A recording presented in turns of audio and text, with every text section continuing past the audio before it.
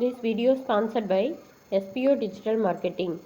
Join SPO Digital Marketing work from home opportunity, mobile based part-time job, perfect for student, homemaker and job seekers.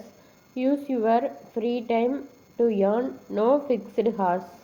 Work out your convenience. Just share and publish content. Simple task. No only selling or no referral. Have a Facebook, Instagram or YouTube account. You are already eligible. Earn daily income with instant payout. Start from day 1. டிஸ்கிரிப்ஷனில் number கொடுத்துருக்கு. நீங்கள் வேணும்னா அதில் use பண்ணி இதில் join பண்ணி நீங்கள் work பண்ணிக்கலாம். தேங்க்யூ.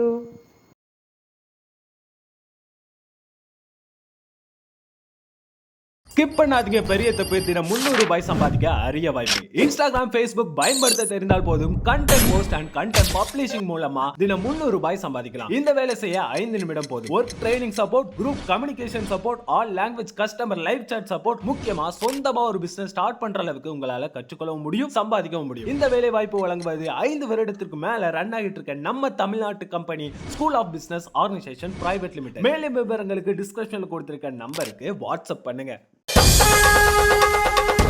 ஸ்கந்த புராணம்.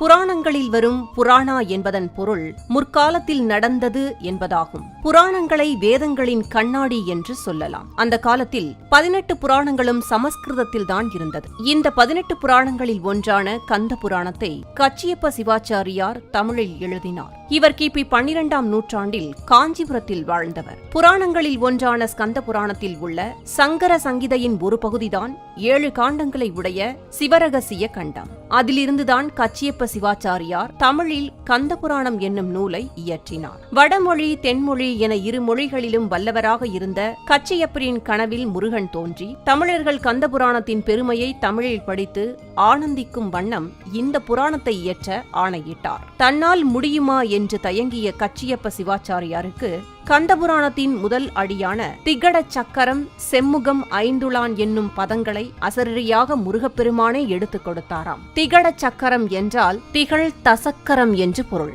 திகழ்கின்ற 10 கரங்களை உடையவன், செம்முகம் 5 உடையவன் என்று விநாயக பெருமானை குறிப்பிடுகிறது இந்த வரி. அதையே தொடக்கமாக கொண்டு கச்சியப்பர் பாடத் தொடங்கினார். திகட சக்கரம், செம்முகம், ஐந்துளான், சகட சக்கர தாமரை நாயகன், அகட சக்கர விண்மணி யாவுரை, விகட சக்கரன் மெய்ப்பதம் போற்றுவோம்.